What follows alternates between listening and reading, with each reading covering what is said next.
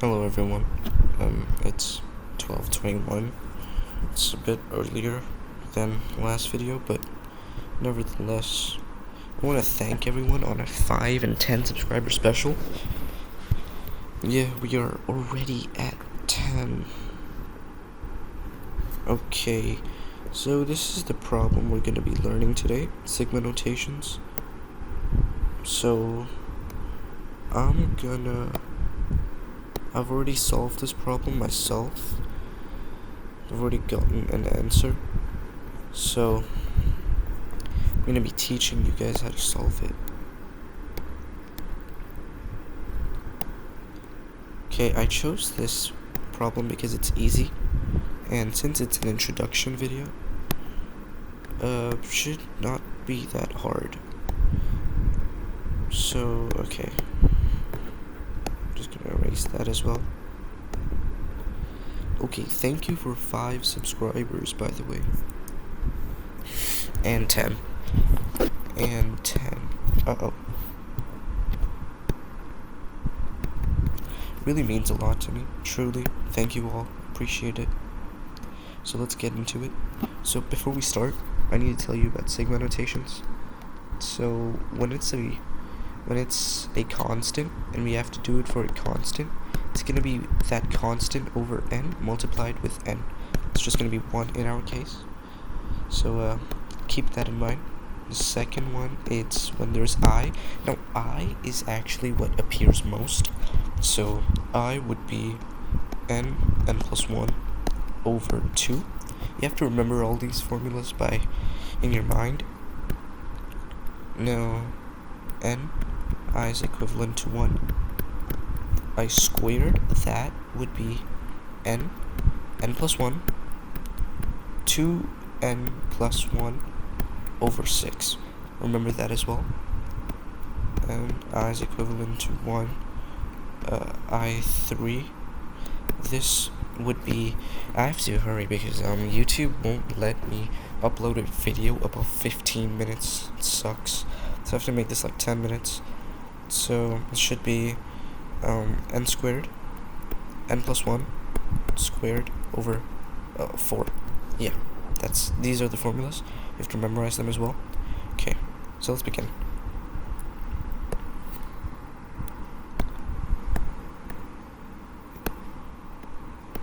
Alright, so we have to solve for delta x first. This is delta x.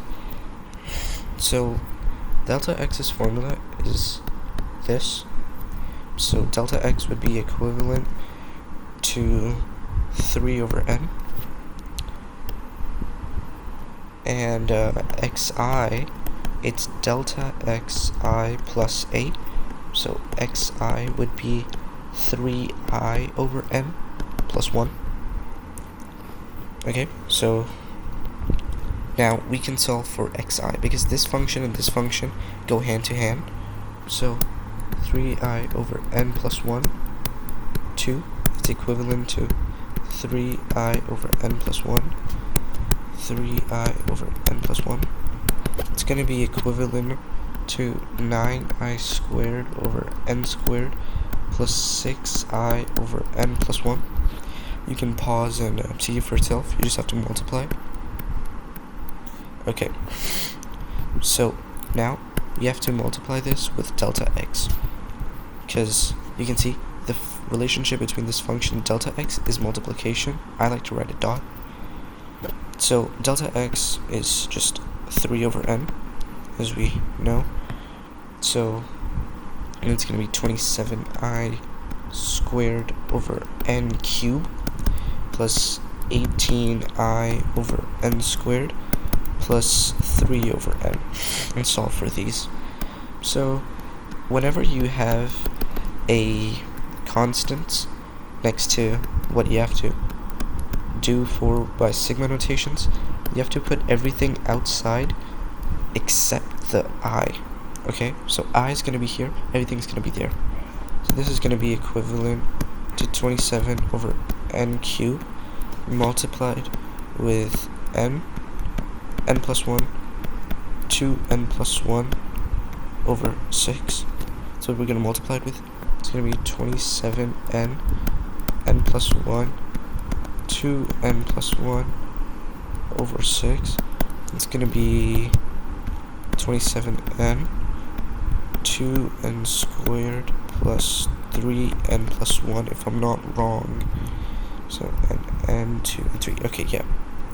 Over 6. So this is going to be 54 n squared plus 81.